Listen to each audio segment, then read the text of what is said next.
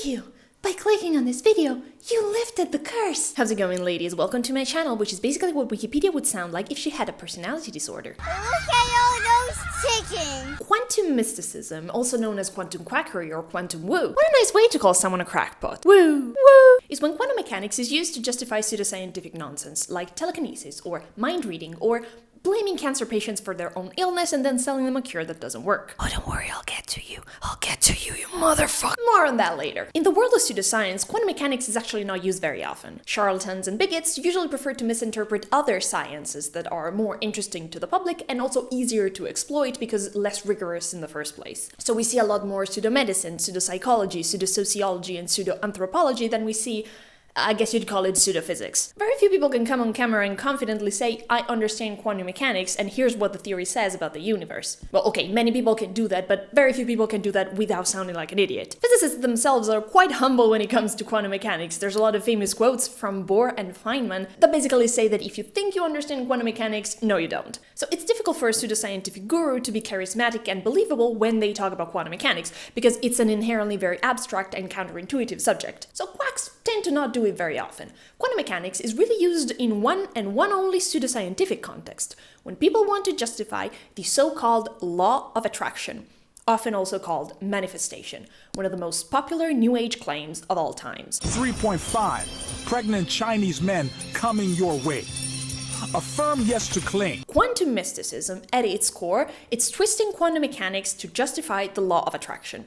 This is the heart of it. This seems like an odd choice at first, because theoretical physics and New Age spirituality seem to be as separate as the topics can be. Physics has a reputation for being very rational and being all about the cold, hard facts, while New Age spirituality is all about, I don't know, the vibes, man. So imagine my shock when I found out that the Fundamental Physics Group, a fringe informal discussion group started at Berkeley in 1975, a group that believed in spoon bending and extrasensory powers and quantum consciousness, a group that pretty much invented quantum mysticism, was actually founded by real physicists who had real, very solid PhDs in physics, who held the positions in academia for all of their careers, who published important physics papers, and who understood quantum mechanics probably a lot more than you and I do. These people gave precious and undeniable contributions to physics. One member of this group, John Clauser, even won the 2022 Nobel Prize, together with Alain Aspect and Anton Zeilinger, for the experimental verifications of Bell theorem, one of the most beautiful and insightful experiments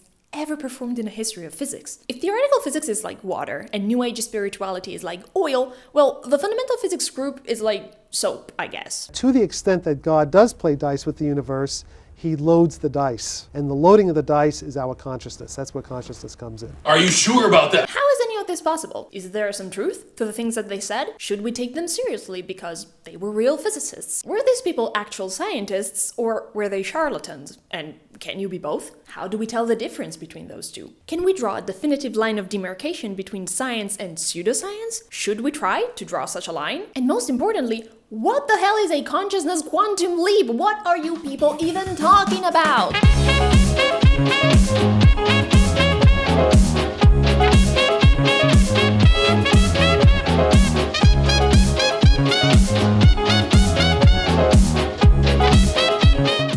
Ladies, can we get a little commotion for the dress? Thank you.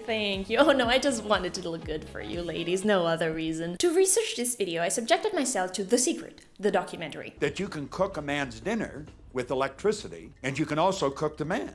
What is going on?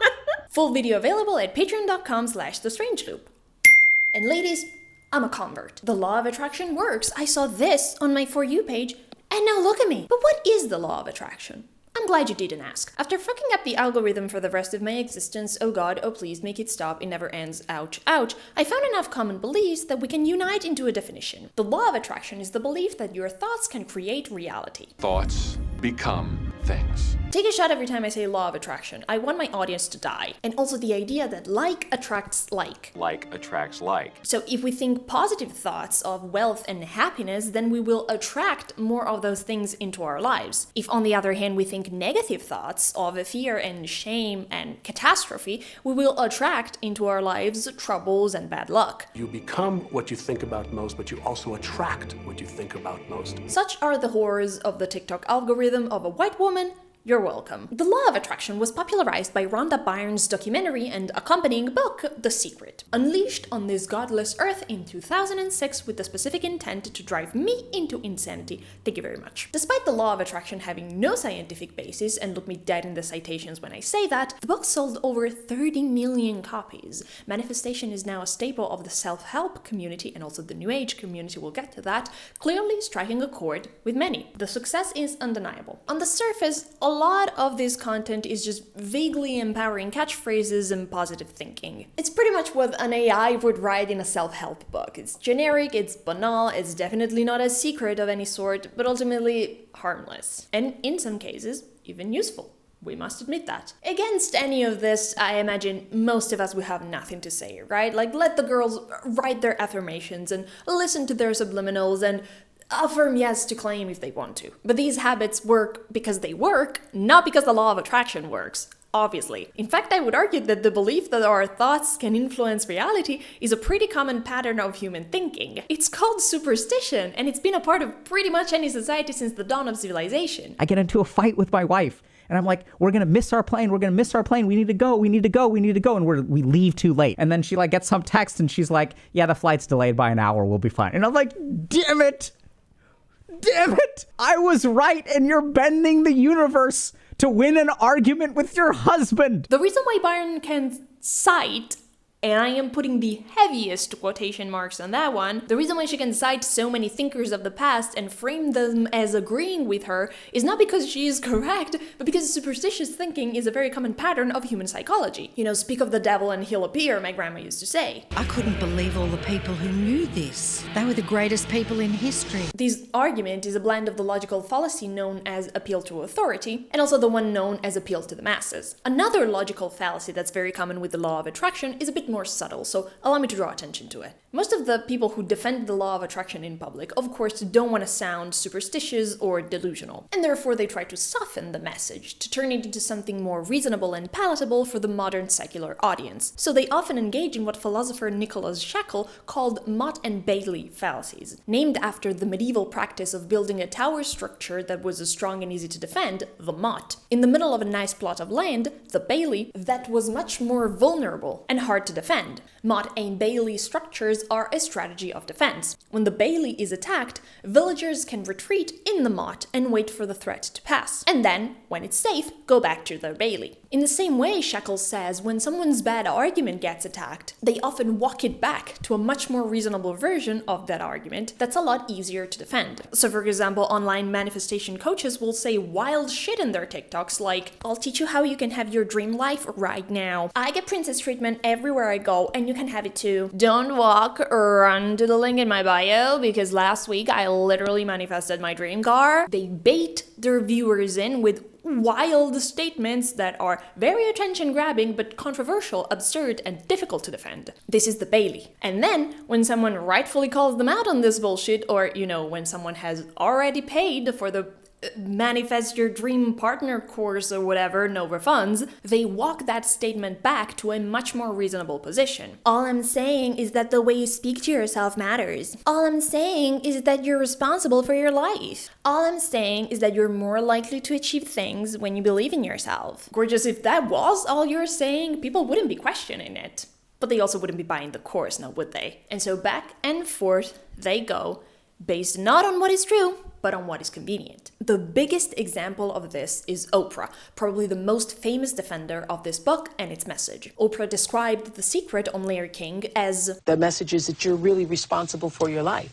You are responsible for your life. That's one hell of a mott. Oprah went with, you have to take responsibility for your life, because she knew that if she tried to sell the original message of your thoughts literally control reality, she would have seemed insane. But the interesting thing is that Rhonda Byrne is not as smart. Like this back and forth that people do, Rhonda Byrne doesn't do that. The Secret doesn't do that. It's surprising that this is the book that popularized the law of attraction, Because this is the worst possible version of this argument. Byrne is surprisingly fixated on the part of her message that is the most difficult and absurd to sell, that it is your thoughts that shape reality. She says it over and over and over and over and over again in her book. I'm bombarding you with quotes because this book is so outlandish that if I try to paraphrase it, it'll seem like I'm strawmanning it. Also, I read it in its entirety, so now you have to suffer with me. Byrne is stubbornly trying to sell you a very weird idea that frankly doesn't make much sense. And therefore, the only way that she can do that is by appealing to authority. For the whole book, she works really, really hard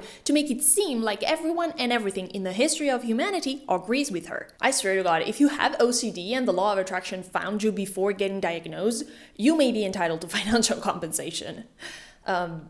A comment yes under this video to claim it? Some have argued that The Secret is a modern form of spirituality, an attempt at a new religion. And there definitely are elements in common between the core message of The Secret and various religious texts, as Joseph Foley has detailed in his incredibly well-researched essay on the topic, highly recommended. But I fundamentally disagree with the idea that the law of attraction is just a philosophy or just a spiritual belief. Setting aside the fact that you don't get to say whatever bullshit passes your mind just because it's spirituality, but staying on the topic of science, The Secret is not trying to frame the law of attraction as a nice story about the universe, or as a useful set of ideas, or as a belief that the author happens to have, or a mystical teaching. In this book, the law of attraction is framed as a universal law, exact and precise, often likened to the law of gravity. We live in a universe in which there are laws. Just as there's a law of gravity, if you fall off a building, it doesn't matter whether you're a good person or a bad person, you can hit the ground. In his Manual of Physics Education, Professor Ugo Besson talks at length about the relationship between the language of physics and the language of everyday experiences. These two linguistic realms borrow from each other all the time. Physics takes everyday words and gives them precise meanings that need to be redefined in a classroom. But everyday language also borrows scientific words all the time and gives them new metaphorical meaning. For example, the word work, which is of course a synonym for labor in daily language, was borrowed by physics and given a different meaning and definition, force multiplied by movement. Vice versa, the word entropy was first popularized by physics and then borrowed by other parts of culture to mean like a generic metaphorical cosmic disorder. And Besson warns physics teachers to be wary of words like these because they can cause confusion in the students. And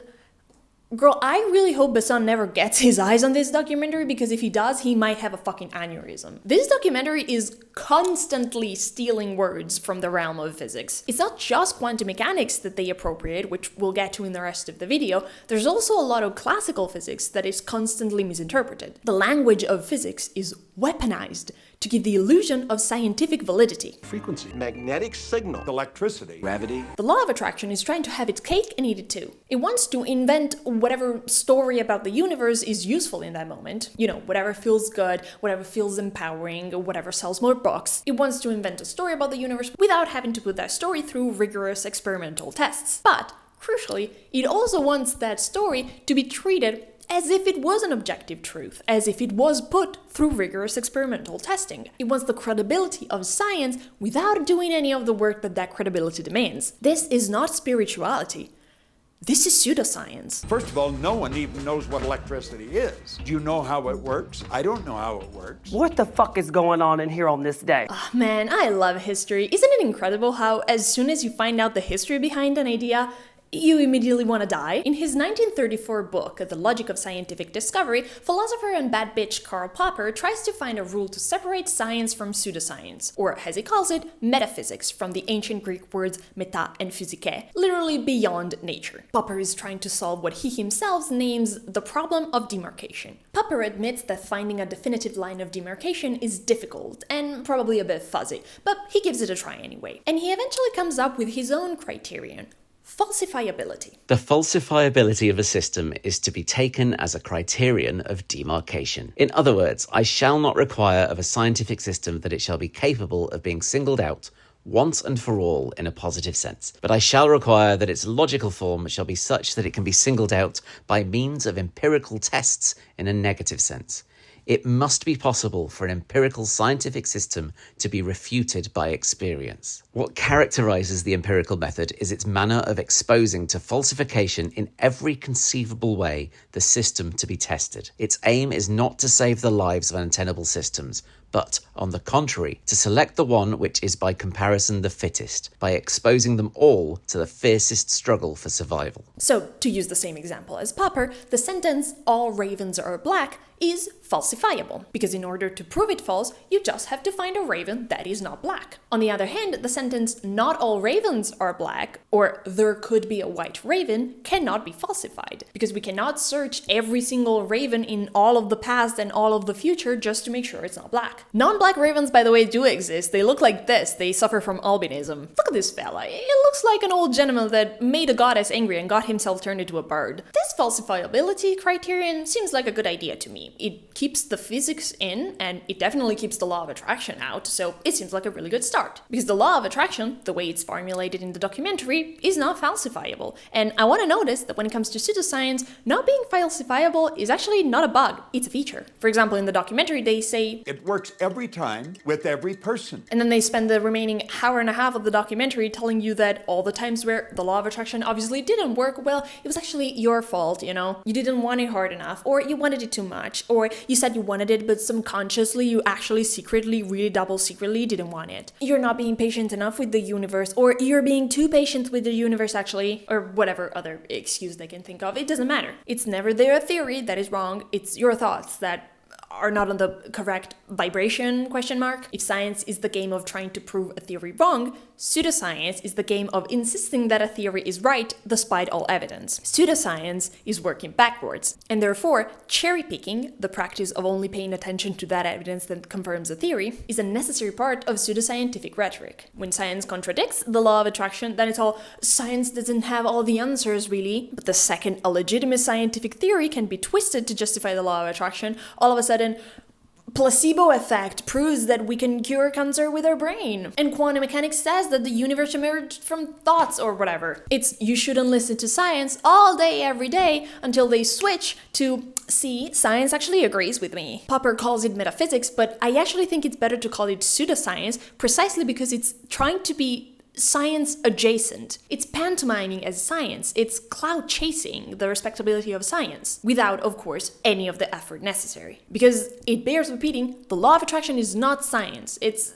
wishful thinking. Wishful thinking. Imaginary craziness. Imaginary craziness. I can guarantee you that no physicist in the world would ever say nonsense like, I don't know, you can't have the universe without mind entering into it. You can't have a universe without mind entering into it. Or the mind is shaping the very thing that is being perceived. The mind is actually shaping the very thing that is being perceived. Huh. Who's that again? And with me in the studio is Dr. Fred Alan Wolf. This is Dr. Fred Alan Wolf. Physicist. Shaman. Wait, what? Fred Alan Wolf, a charming old man with a PhD in theoretical physics. Look at him dazzling the room. How does the artist create the universe? I mean, the whole big thing? I mean, my God. We're going to dance with some ideas. And you're looking at a guy that is going to be 70 years old this December. Hard to believe, isn't it? It's wholesome. It reminds me that I don't have to die when I'm 40. There's plenty of time to become a raging crackpot. Look at this guy. He looks like a character from a comic book. Which of course he is. And here he is being interviewed by... I said I'll get to you. I don't care what y'all say. I like Fred Alan Wolf. I could hear him talk for hours. He just has that kind of personality, you know what I mean? I don't care what crackpot raging theory he has. The vibes are good. The vibes are vibing. However, his fantastic on stage persona makes it easier to ignore the things that he is, saying, which are...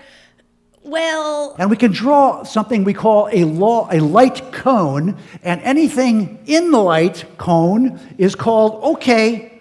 Anything outside the light cone is called weird. I don't know what the fuck she's saying, but girl, I am living. And Wolf is not the only one playing this game. His longtime friend, Jack Sarfatti, also has a habit of saying wild speculations in interviews and using quantum mechanics to justify them. Angels and demons of the Bible are real. They are the extraterrestrial time travelers. Look, man, I also enjoy LSD, but I feel like we're taking it a little bit too far, okay? Put the medicine down, King. You've had enough. It's easy to dismiss Wolf and Sarfatti, right? As just like weird cranks that don't really understand physics. It's easy to hand-wave them outside the realm of science, so to speak. But historian of science David Kaiser argues that the line in the sand is not as clear as we'd like it to be. In his book, How the Hippies Save Physics, he writes, the demarcation problem becomes acute in the case of the fundamental physics group. Try as we might, we cannot cleave off the group or its activities from the real physics of the day. Many of the members' activities place them on one end of the spectrum, to be sure, but no hard and fast dividing line separated them from the legitimate, even illustrious, science. Members of the fundamental physics group were entangled with mainstream physics on multiple levels, including people, patronage, and intellectual payoff. The group's marginal position and its multiple interactions with mainstream physics provide a unique view onto what it meant to do physics during the turbulent 1970s. Kaiser thinks that, crazy as they might sound, the speculations of the members of the fundamental physics group gave a genuine contribution to science. As the title says,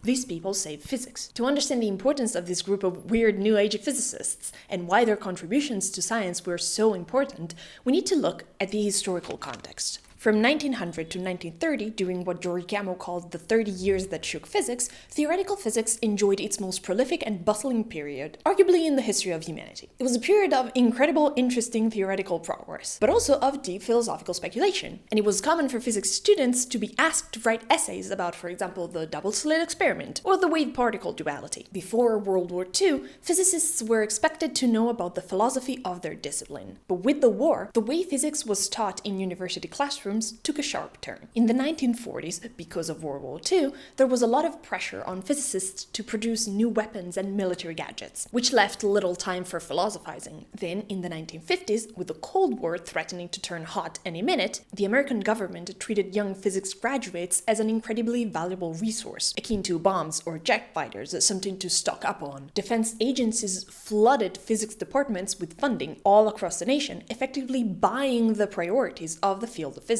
The FBI and the CIA gave out so much money to physics departments in the 1940s and 1950s that the entire field of physics in the US basically became an extension of the US military. They even gave draft exemptions to physics students. Physicist David Mermin coined the term "shut up and calculate" to sum up the tendency of the Cold War decades. There was a huge boom in new physics students, and as the size of the class grew, and as the pressure from government agencies to pursue practical skills rose, the philosophical aspects of quantum mechanics got squeezed out of the curricula. Physicists were no longer expected to be philosophers. The real problems arrived when, in the 1960s and 1970s, the tensions with the Soviet bloc cooled down, the US government reversed its policies, and funding for physics departments started to dry up. A lot of new physics graduates found themselves with physics-related skills that were in line with the needs of the military, but pretty useless on the job market. By 1971, the situation was tragic. The placement service of the American Institute of Physics recorded 1,053 applicants competing for just 53 jobs. Basically like applying for any job in Italy. Economy's so bad, I started following my dreams, let's fucking go! By the 1970s, the field of physics in the USA was going through a crisis. This was the state of things in 1975 when Elizabeth Rauscher and George Weissman, two graduate students at Berkeley, California, decided to start an informal discussion group about physics and philosophy. They were frustrated with the shallow explanation they were given in the classroom, and they wanted to explore the philosophical implications of quantum mechanics. Also, they had abysmal hopes for their professional future, and nothing motivates a curious and resourceful person like the desperation of unemployment. Don't ask me how I know. So they booked a room in the Berkeley Physics Lab and established an open door policy. Every Friday, anyone who's interested in the interpretation of quantum mechanics can come in, sit at the round table, and discuss with everyone else. Welcome to the Fundamental Physics Group. The 1970s, baby! Satan is the president. The Beatles invent LSD. Noam Chomsky is so hot. He was so hot, it's making me uncomfortable. The founding members of the Fundamental Physics Group are as varied as they could be. We have John Clauser and Abner Shimony, who didn't just appreciate the most esoteric parts of physics as a hobby, they actually tried to design experiments to test those theories. And by the way, I am going to butcher every single one of these names, and I don't want to fucking hear it. Elizabeth Rauscher, a quirky single mother finishing her physics PhD while working extra hours to provide for her son. George Weissman, an extroverted physicist who started the group with Elizabeth Rauscher. Saul Paul Sarag, a broke actor turned physicist because he couldn't afford to pay the fee to join Actors Equity. Born in the wrong era, truly king, they would have loved you on YouTube. Nick Herbert, an engineer with a passion for asking big philosophical questions and being out of a job, Henry Stapp, a theoretical physicist with a keen knowledge of spin measurement, and the two names we've already encountered, Fred Alan Wolf and Jack Sarfatti. These lads too had offices close to each other, so they became good friends, and then when they got divorced around the same time, they moved in together to save rent, and I'll just let David Kaiser tell you about it. At one point, Wolf and Sarfatti borrowed a home movie camera to shoot a short film together. A frolicking piece, Wolf and Sarfatti joked that it had been filmed by a blind Argentinian director. Shot on the beach in San Diego in 1971, the film explores themes of forbidden knowledge in the intersections of science and religion. Wolf wanders the beach in rabbinical garb. Sarfatti, clad only in a loincloth, struts around as Jesus Christ. The vibes are immaculate. The ideas of Wolf and Sarfatti seem very out there, but we must remember that physicists being interested in areas outside of science is actually nothing new, even when those areas are, by today's standards, considered complete nonsense. For example, Schrödinger, the Schrödinger equation guy, was notoriously very interested in Eastern mysticism, going as far as learning Sanskrit to clarify the meaning of various Hindu beliefs. Others were even bolder in their claims, like Pascual Jordan, the Jordan algebra guy, who wrote a whole book about how quantum theory could explain telepathy and visions from the future. Listen, curiosity is a wild beast that doesn't like to be channeled into one single domain, okay? One day, you're letting a beautiful woman read you tarots at the lesbian bar. The next minute, you're holding hand with J.J. Thomson and Lord Riley to try to summon the spirits of the dead. So the fundamental physics group wasn't really inventing anything new, but rather taking part in a long and proud tradition of physics crackpottery, I guess. It's also important to remember that we didn't know as much about psychology and neurobiology back in the 70s as we know today. So a lot of the ideas that seem insane to us today and completely unfounded sounded, let's say, a lot more plausible back then. Also, if there are people out there with legitimate psychic abilities, shouldn't physicists investigate?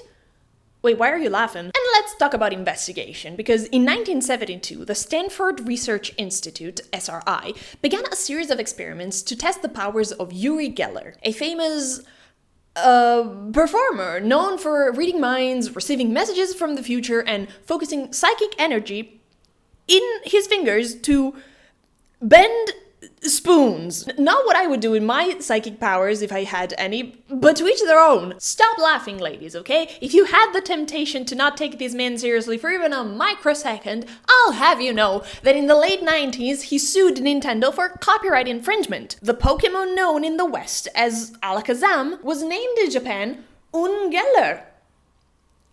I know, right? They can't just make money out of my name and image and try to get away with it by changing the name of the card outside Japan. Of course they can't, Yuri. Cancel culture is out of control. I've already had several emails from people asking if it is really me on the card, and saying how I must have been given a fortune by Nintendo for using my name. Not emails. This is not even anything to do with the old question of whether I'm a magician or a real psychic. The old what now? Surprisingly, the physicists at SRI testing Geller's abilities concluded that he had, indeed, demonstrated psychic abilities. Like, they fell for it. Psychic abilities such as guessing a drawing in a sealed envelope and activating a Geiger counter a lot of times just with his hands. He goes, pew, right? And then the Geiger counter goes... After these results from the SRI were made public, Jack Sarfatti decided to conduct his own series of experiments on Geller. After inviting Alakazam to London and watching him activate a Geiger counter with his hands and bend Arthur Clarke's key in front of them, yes, that Arthur Clarke, look, it's a whole thing. After witnessing these psychic powers, Sarfatti was really impressed, and he published a paper speculating on an explanation of Geller's abilities based on quantum mechanics. I'm so sorry for those of you who believed in Geller's powers, but it turns out he was a fraud. Not even a year after this article, a lot of Geller's tricks started to be debunked by professional magicians, who could effortlessly recreate most of them. In particular, James the Amazing Randi, a man who looks like this, believe it or not, took it upon himself to prove that Geller was a wanker. Imagine getting debunked by Starswell the Bearded. Fucking embarrassing. And after Weird Dumbledore showed Sarfatti how to replicate all of Geller's tricks. By the way, the Geiger counter, like the one where Geller went to, turns out he just had a radioactive source literally up his sleeve.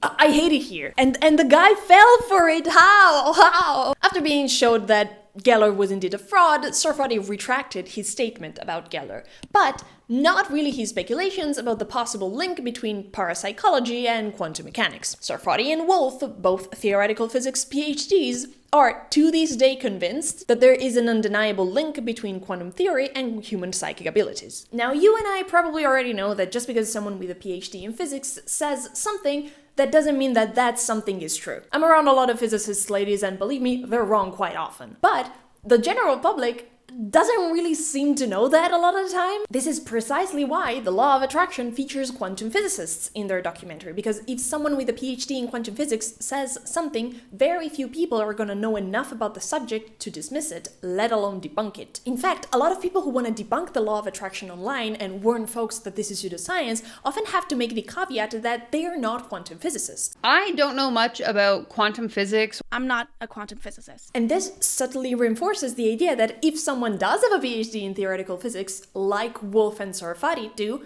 we should listen to them. Realistically speaking, who am I going to listen to? Some random YouTuber with an English degree? Or literally two theoretical physicists who have PhDs in these subjects and have taught the subject in universities for decades? That's part of the appeal of using physicists. Most people don't have the expertise to distinguish between real and bogus claims when those claims are both made by the same physicist. The average person cannot tell the difference between those two. So the second you whip out a physicist that confirms your theory, you're a lot harder to dismiss. No shade to the visionaries of the world, but your title just doesn't hit the same as quantum physicists, babe. And this constant clout chasing that is done towards physics, constant attempts at having the same reputation as physics, is done because physics is considered the purest science, the most precise and rigorous, and therefore always objectively correct. Physics is the most scientific science, if you will. I talked about it more in depth in a previous episode of the show. Pseudoscience is constantly trying to crawl its way into our fucking domains. It's slimy almost, you know? Imagine there's a gate, an imaginary gate that protects the science, like inside we have science, and it keeps out pseudoscience. Like if I'm a scientist and I look at this imaginary gate, it looks like a fucking episode from The Walking Dead. A lot of physicists, especially a lot of theoretical physicists, are particularly on the lookout for pseudoscientific frauds who try to exploit their reputation to justify whatever nonsense they want to justify. And this might explain why physicists in particular are so deliciously vicious and snarky when they attack pseudophysics. Philip Cimento writes in his article Fox News Doesn't Know Jack Bleep, great title by the way, King, Wolf is a former physicist turned crackpot, and anytime you hear his name mentioned in connection with legitimate science, alarms should start going off inside your head. As far as I'm concerned, Dr. Quantum has about as much to do with real falsifiable science as an iPad has to do with blue cheese. One might ask why I care so much. Let me put it this way. If Fox News not giving a crap about proper science reporting is a slap in the face of my profession, then the thought of Fred Alan Wolf being any journalist's go-to guy for quantum physics is a kick in the nads. Spittin' facts. It's the proximity that stings. The idea that I, as a physicist, couldn't be confused with the lot of them. Unbearable humiliation. Get off me. That article that I said before, written by Sarfatti, cites one John Wheeler, a Nobel Prize winning theoretical physicist who at some point tentatively speculated about the role of quantum mechanics in consciousness, and who grew to regret it. Wheeler later wrote that the ideas of quantum consciousness are baseless, mysticism, and moonshine. I love how poetic physicists get when they attack pseudoscience. Like, it's snarky and delicious, like, oh, hello. We all turn into drag queens the second the quantum mysticism gets whipped out. Wheeler said this in his letter to the American Association of Advancement for Science, titled Drive the Pseudos Out of the Workshop of Science. In this letter, he asks the AAAS,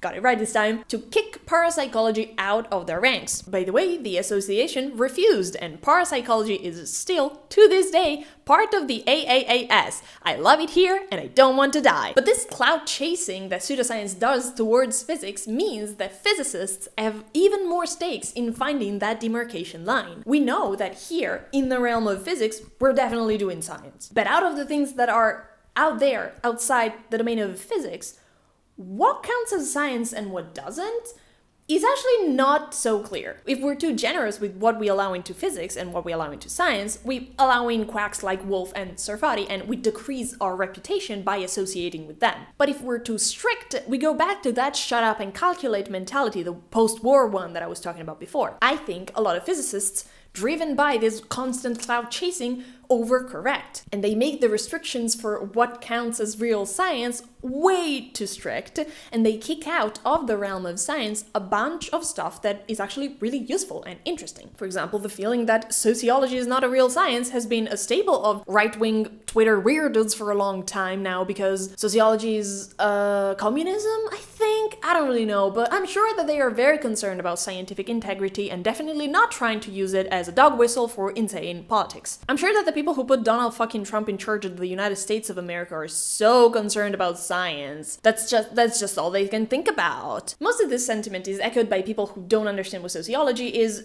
or what science is for that matter, and I wouldn't pay too much attention if it wasn't for the fact that I've heard quite a lot of physicists actually who agree with this sentiment. Maybe they wouldn't share it online, but they kind of agree. The most famous example of this mentality in action is a chapter in the book Surely You're Joking, Mr. Feynman, a biography of Richard Feynman written by Ralph Layton, but marketed as an autobiography. It's a whole thing. The People's Princess already covered it. Watch her video. In the chapter titled Cargo Cult Science, Layton as Feynman writes, "In the South Seas, there is a cargo cult of people. During the war, they saw airplanes land with lots of good materials, and they want the same thing to happen now. So they've arranged to make things like runways, to put fires along the sides of the runways, to make a wooden hut for a man to sit in, with 2 wooden pieces on his head, like headphones, and bars of bamboo sticking out like antennas. He's the controller, and they wait for the airplanes to land. They're doing everything right. The form is perfect. It looks exactly the way it looked before, but it doesn't work. No airplanes land. And I call these things cargo cult science, because they follow all the apparent precepts and forms of scientific investigation, but they're missing something essential, because the planes don't land." He uses the term cargo cult science to refer to some experiments in psychology and education with questionable methodology. I want to note that the critiques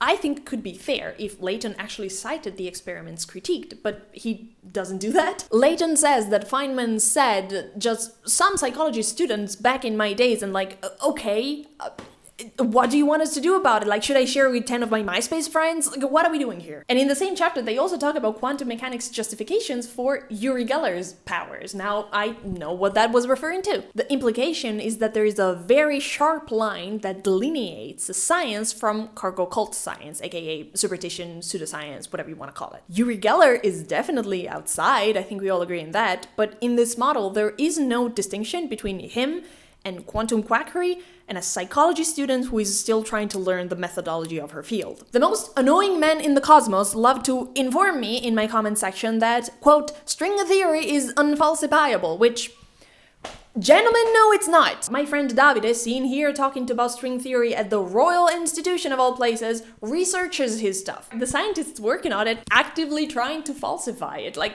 hello? What are you people talking about? Like, I'm sorry, I'm gonna go on a rant about this. The president of the most rich and powerful country in the world is appointing an anti-vax conspiracy theorist as Secretary of Health and massively defunding science all over the country. But I guess the real enemy to science is, ooh, let me check my notes, physicists doing their job. The reason why people call people like you anti-science when you make these kind of bogus accusations is not because they are afraid to question mainstream narratives or whatever the fuck you fucking idiots tell yourselves. It's because you do jack shit about the actual threats to science, the social, material, and political threats, the one that we all can see. And then you turn around all smug and entitled and go, oh, you know, I am the one who really cares about science because I understand the scientific method, and the scientific method told me that string theory is the problem. You're embarrassing. According to physics bros, sociology is pseudoscience, psychology is pseudoscience, now physics is also pseudoscience, apparently, and that's, by the way, the same exact thing as talking to the dead and sacrificing a goat to the airplane gods. Geology isn't a real science! Remember that paper that Sarfatti wrote in defense of Geller? It's nonsense in retrospect, but it's still very interesting to analyze, because it's a very clear example of how the lines between science and pseudoscience are a lot more blurred than we like to think. Sarfatti in this article isn't really saying quantum mechanics says that ESP are real, like he's not going that far. He doesn't really affirm anything, but he speculates. There's lots of, we are only beginning to understand the limitations on science. Quantum mechanics suggests this, that, and the other. And of course, calling for further research along these lines, etc., etc. And in his book, Taking the Quantum Leap, which I subjected myself to, Fred Alan Wolf does the same. He says that our minds may enter into nature and this, that, and the other. The world appears magical, perhaps, because science and blah blah blah. Of course.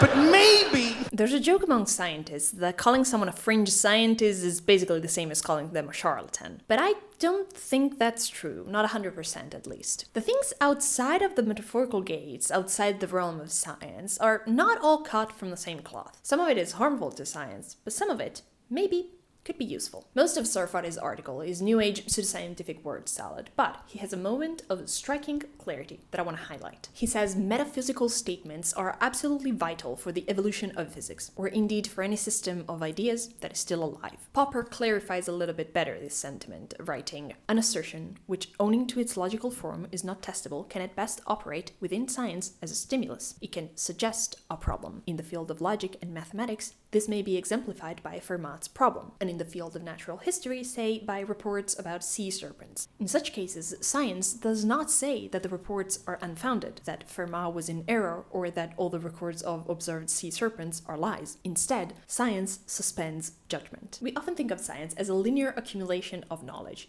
We didn't know a certain thing, and it was only explained by superstition, and then we made a scientific theory, and then we tested that scientific theory with experiments, and now we know what's actually going on. But philosopher of science Thomas Kuhn explains in his 1962 book, The Structure of Scientific Revolutions, that things are not that simple. This is, in my opinion, the most important book about philosophy of science, and if you have to read one thing, make it this one. According to Kuhn, all disciplines of science have, first they have an initial period where the science is emerging from random observations and anecdotes. But these observations rapidly lead to the creation of what he calls normal science, which is characterized by a paradigm. A paradigm which he defines as an achievement that serves as a fundamental basis for subsequent practice. And this normal science is the science that is explained in textbooks. And before textbooks were a thing, it was the science that was explained in single author giant books like Aristotle's Physica, Ptolemy's Almagest, Newton's Principia, and similar works. And yes, we're saying Principia because I grew up Catholic.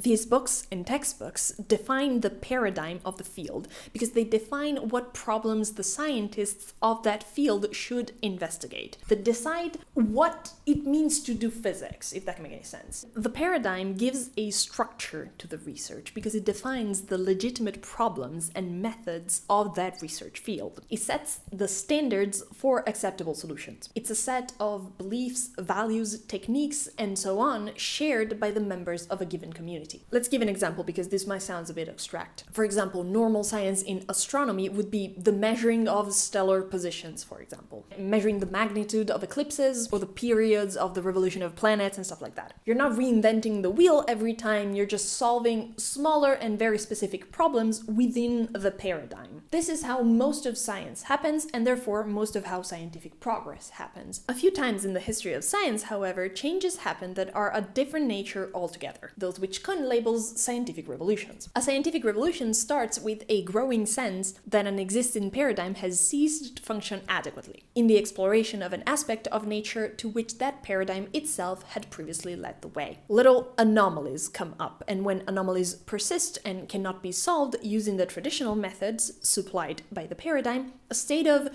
professional uncertainty arises, and a crisis eventually emerges. One example of this would be the so-called ultraviolet catastrophe, which is a very pretentious name for the way in which classical, non-quantum electromagnetism was making completely wrong predictions about the puzzle of the black body radiation. And that's one of the anomalies that eventually led to the crisis that led us to abandon classical physics for quantum mechanics. Of course, one single anomaly is not enough to trigger a scientific revolution. There need to be many things that the current paradigm doesn't explain, and many anomalies and many failed puzzles before the scientists of the field start calling for a broader solution. Eventually someone comes up with a new paradigm, and they demonstrate that this new paradigm can explain things that the old one couldn't. The field therefore abandons the old paradigm, textbooks are updated, and the scientific revolution is completed. And an important detail is that normal science cannot, by definition, come up with a new paradigm. Normal science can only lead to the recognition of anomalies and to the crisis, but the crisis is only solved by the new paradigm, by definition. This analysis of Kuhn, of scientific revolutions, gives us a new framework to understand pseudoscience. I want to point out that this is my analysis of Kuhn's work. He doesn't say it explicitly, he doesn't talk about pseudoscience, so if you quote it in an essay for school without having read the book, you have to quote me. You can't quote him because you're gonna get you're not gonna pass. In Kuhn's model of how science works, pseudoscience is not just superstition, just random cause and stuff like that. It can actually be one of three things. Firstly, what we call pseudoscience could be metaphysical speculations that fall outside of the boundary problems and solutions defined by the current paradigm. Because sometimes when we change paradigm, some questions that were legitimate before fall outside the realm of science. For example, following Newton's work, the question of what caused the attractive forces between particles, aka gravity, was banished from science. The older Aristotelian system had tried to explain this mechanically. Topic for a future video because this is super interesting. But the Newtonian paradigm treated gravity as an innate quality, effectively rendering the search for a mechanical explanation for gravity illegitimate within that paradigm. 2. What today call pseudoscience could be part of science that hasn't yet consolidated into a paradigm. For example, in the 1300s, there were some observations about which substances could burn more or less easily, which substances could mix with each other and stuff like that, but this knowledge hadn't yet solidified into what today we call chemistry. And this is important to notice because the convictions of the alchemists pre-scientific chemistry were to them just as legitimate as today's science is to us. They weren't pseudoscience, they were pre-science, possible future science. And 3, what today we call pseudoscience could be out-of-date paradigms and traditions. Things that were once legitimate science but have fallen out of favor. So it's not pseudoscience, it's just vintage science, I guess. It used to have the prestige of science. Science has included bodies of beliefs quite incompatible with the ones that we hold today. And we often think of old science like Aristotelian physics or phlogiston theory and stuff like that. We think of it as wrong, as basically the same as superstition. And of course, if someone tried to use that physics today, we would call them pseudoscientific. But there's an exception to it. Newton's mechanics were surpassed by Einstein's relativity, but I think most of us would not say that Newton was wrong. In fact, when Einstein came up with his relativity, newspapers said exactly Newton is wrong, and the physicists at the time were like, no, that's not what's happening. So where does older science belong? Is it inside the gates of science or outside with pseudoscience? Does Aristotle and Aristotelian physics belong here with us? Or do we have to kick out Sir Isaac Newton? The difference between science and pseudoscience is easy to distinguish in retrospect, but in the moment, it's a lot more blurred. Maybe, if you live in the 1970s, you can't tell if Uri Geller is a real psychic or a charlatan, because the hypothetical paradigm of psychic quantum mechanics that could tell you such an information has not been invented yet. And in the 1970s, you can't possibly know if it'll ever be invented. You can't know in the moment if you're doing science or pseudoscience. The lines are getting more and more blurred. The precious gates that keep out pseudoscience and quacks, they're squeaking. They're starting to crumble. The argument that Kaiser was making starts to make a lot more sense. The crackpots of the fundamental physics group did indeed save physics. The breakthroughs in quantum information science ultimately owe their origins to the hazy bong-filled excesses of the 1970s New Age movement. Many of the ideas that now occupy the core of quantum information science once found their home amid an anything-goes counterculture frenzy, a mishmash of spoon-bending psychics, Eastern mysticism, LSD trips, CIA spooks, chasing mind-reading dreams, and comparable Age of Aquarius enthusiasms. There are some material and financial ways in which the FFG saved physics. This was a financially very tough time for physicists in academia. The FFG got creative with their quest for funding, and they were successful. For example, they got the support of the Pentagon, because the US government was pouring a lot of funding into research for paranormal activities, because they were convinced that Russians were taking LSD to communicate telepathically and spy on everyone. When I say the 1970s were wild, girl, I mean it. But the FFG also got funding from wealthy individuals with a passion for quantum mechanics and the occult. Might not seem dignified to take the private funds of helicopter inventor Arthur Young, or toy manufacturer tycoon Henry Dyking, or human potential guru Werner Erhard, but frankly, their money spends just as well as everyone else's. And the success of the FFG in securing funding might very well be what saved theoretical physics during this difficult decade. But the importance of the FFG goes way beyond money. With their creative, wild speculations, they might have been wrong, but they made it fashionable and profitable again to think about the big questions of quantum mechanics. And from that speculation, something very important came out. The fundamental physics group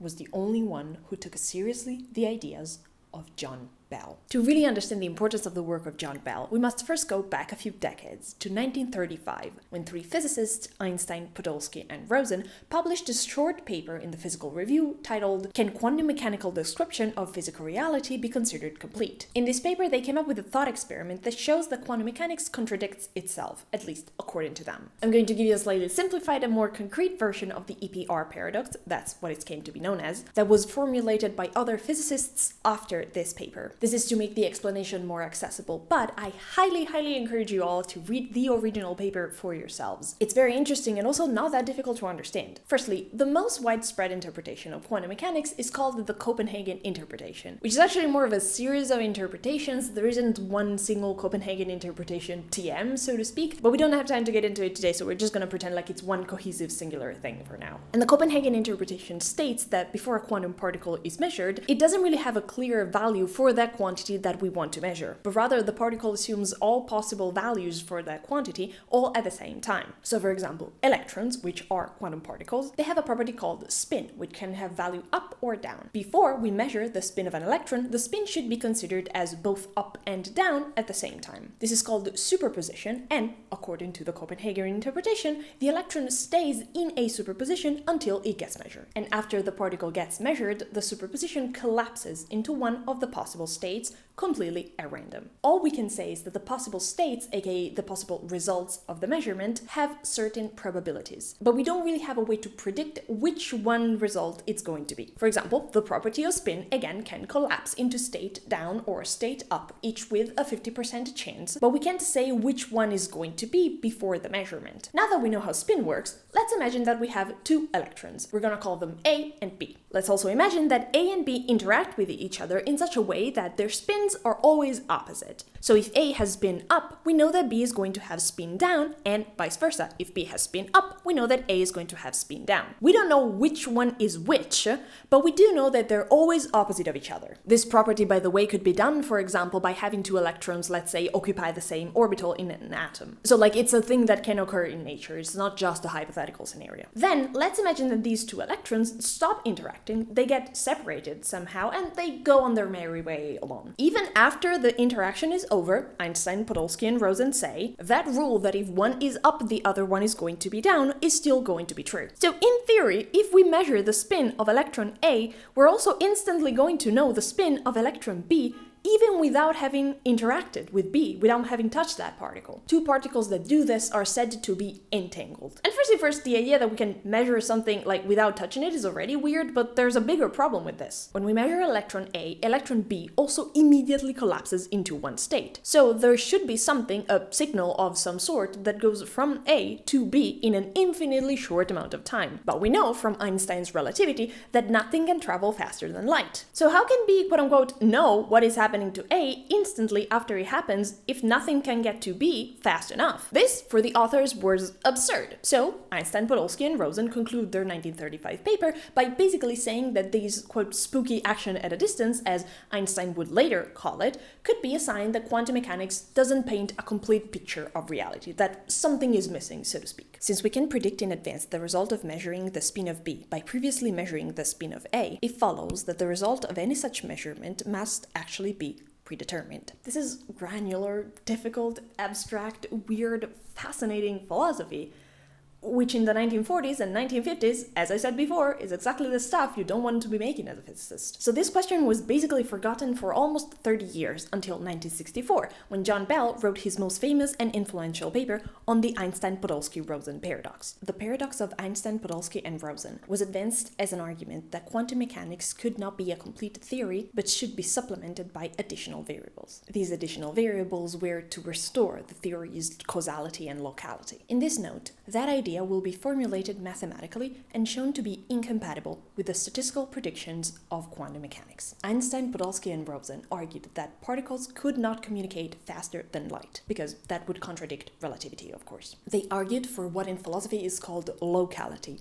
Theories where particles cannot communicate faster than light are said to be local. John Bell sets out to find a test that can distinguish between the Copenhagen interpretation of quantum mechanics, which is non-local and predicts entanglement, against local theories, which is any theory that does not admit faster than light communication. His reasoning is really, really smart, and it involves measuring the spin of entangled electrons in two machines among 3 different axes at 60 degrees each, and seeing how often the two machines both register spin up. Non-local theories like quantum mechanics predict that this would be 50% of the time, but local theories predict 55.6% of the time. It's a small difference, but it's a difference nonetheless. By the way, if you want to dig deeper into the proof, there's some excellent videos here on YouTube that explain why it works like that. And I also recommend that you read the original Bell paper, because as far as theoretical physics papers go, it's actually very easy to understand. You know me, I'm a sucker for primary sources and stuff. It's difficult to convey how huge this whole thing was. Bell was able to design an experiment where the Copenhagen interpretation of quantum mechanics, with its clouds of probability and weird superposition and all of that, was tested against not one model specifically, but any local theory. Bell designed an experiment to find out if reality is non-local or not. It's incredible, and it's so ingenious, but no one does science alone. Even if someone has the best idea in the world, and believe me, this paper would be one of the contestants, they still need other scientists to find that idea, to take it seriously, to give it space, to give it legitimacy, and in this case, since we're talking about a thought experiment, to build an actual experiment, a machine that sees if it makes sense. Bell at the time couldn't afford the fee to publish in the Physical Review, which is like the physics journal. This work was very outside of what was considered useful to physics at the time. So he published his idea in a fringe little magazine that very few people were reading, called the Physics Physique Physica. So being discovered by the fundamental physics group was more important than ever in the case of John Bell. This topic was too esoteric for mainstream physics at the time, but exactly the kind of weird that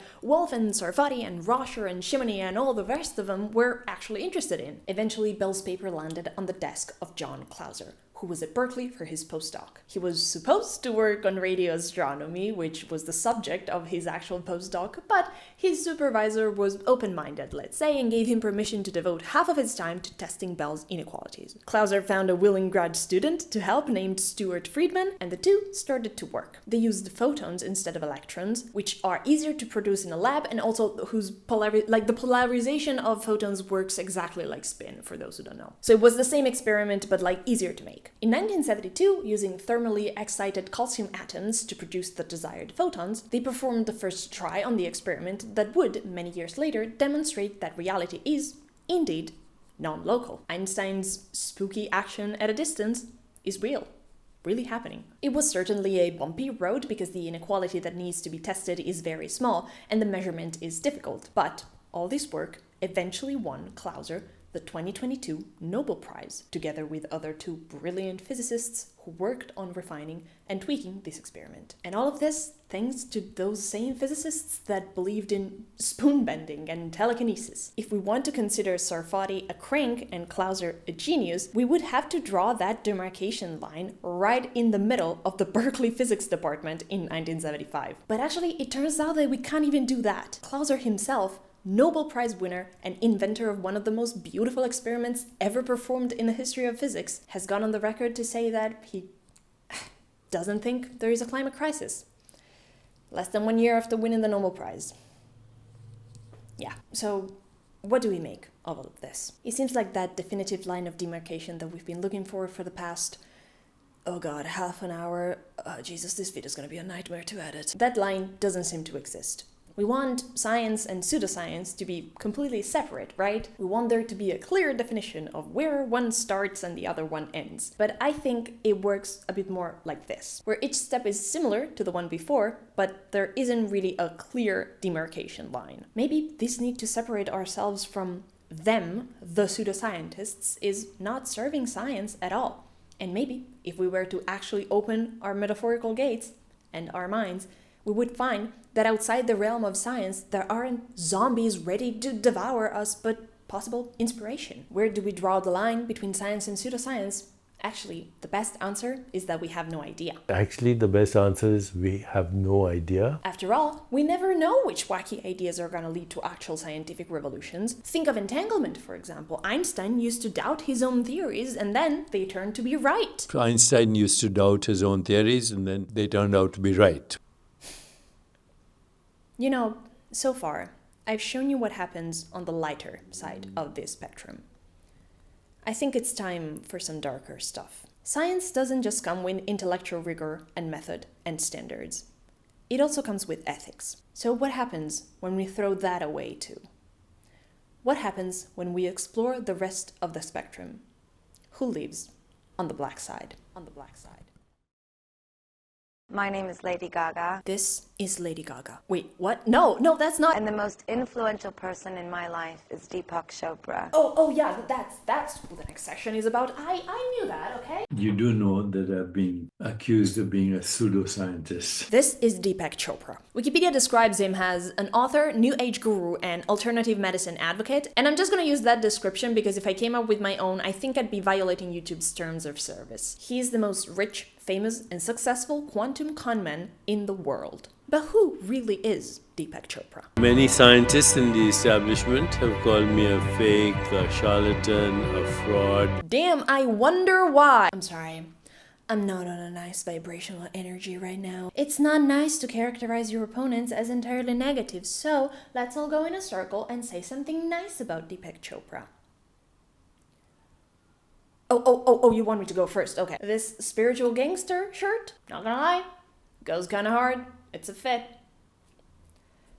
Now on to the negatives. When Deepak Chopra turns his camera on, you know you're about to hear some of the most unhinged pseudoscientific word salad you've ever seen. Quantum leap in context, meaning, relationship, the coming together of very improbable, almost incongruent realities to produce something totally new. And what is quantum healing? It is learning to shift your consciousness so you can shift your biology. Mirrors this field of infinite possibilities. I call this the field of infinite possibilities of experience, or the superposition of infinite possibilities. In his book Quantum Healing, Chopra writes, there is no scientific proof that aging is normal. Chasing it down with, this research suggests that aging is controlled by consciousness. Operating at the usual level of superficial confused thinking, we speed up the aging process in our cells. But as we move to the silent region of the transcendent, mental activity stops and apparently cell activity follows accordingly. If this is true, then aging can be programmed from different levels of awareness. If we program ourselves to deteriorate, then that becomes the reality. We don't age, huh? How's that going for you, bud? Manifesting any youth in here? I do appreciate that Chopra didn't go the stealing my child's blood route to stay young and instead accepted that he couldn't quantum leap into an ageless state or whatever. But still, maybe buy some sunscreen. You're not exactly holding up your arguments, are you? A body that never dies and never gets sick? Wow, way to set unrealistic body standards for men, Deepak Chopra. I'm getting older, my body's changing, and that's not something I'm going to apologize for. I wish you would.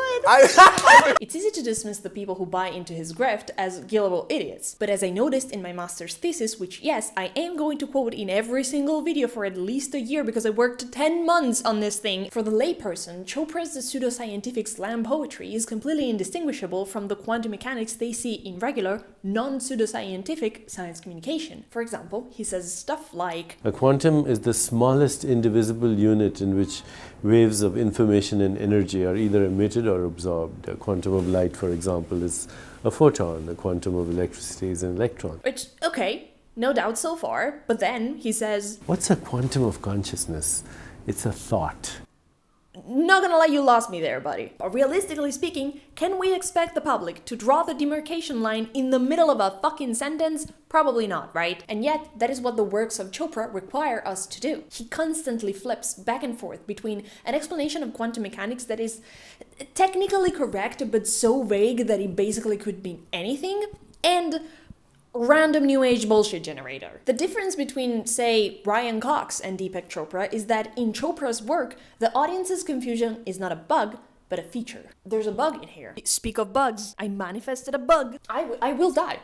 I simply will be destroyed by this bug. I'm stressed out because of the bug. I'm stressed out because of the bug. This is not the right energy. Oh no, I can't act because there's a bug in here. Let's do another take. The bug will not destroy me. Chopra is not trying to explain science to a lay audience. He effectively is trying to unexplain it. Because an audience that is confused, an audience that doesn't know what science actually says, is much more profitable for him. Because Chopra is trying to sell a lie. The law of attraction takes advantage of the most vulnerable and desperate people. Think and Grow Rich, the big financial law of attraction text, had a surge in popularity during the Great Depression. Google searches for manifestation spiked during lockdown, and Deepak Chopra will find you at your absolute lowest, when your critical thinking skills are already fighting inside your mind with the desperation set by an incurable disease. On November 23rd, I was diagnosed with breast cancer. The law of attraction is not just absurd, it's not just blatantly repackaged superstition, it's also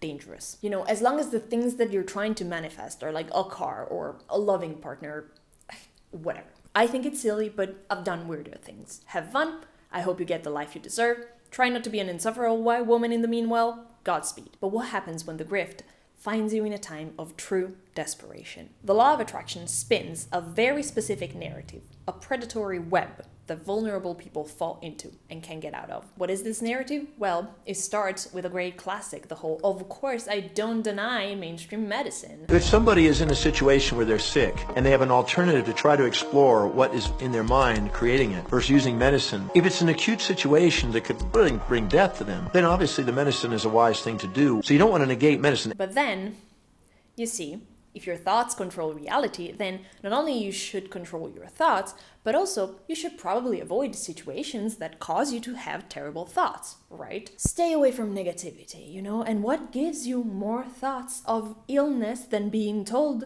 that you are ill by a doctor? I always say that incurable means curable from within. They can't directly say don't go to the doctor because then they would be in jail, where they belong. So instead, they write, in my own practice, several cancer patients have recovered completely after being pronounced incurable and given only a few months to live. I didn't think they were miracles. I thought they were proof that the mind can go deep enough to change the very patterns that design the body. It can wipe mistakes off the blueprint, so to speak, and destroy a disease, cancer, diabetes, coronary heart disease, that has disturbed the design. From the time I was diagnosed, which was November 23rd, to the time I was healed was approximately 3 months, and that's without radiation and chemotherapy. In the words of Christopher Hitchens, it's a pity there isn't a hell for him to go to. Humans don't like it when things are on a spectrum for some reason. We want clear demarcation lines. We want to know exactly where the black part ends and the white begins. Every time someone makes the argument that two things are the opposite sides of a spectrum, there's going to be some idiots that misunderstands that argument and thinks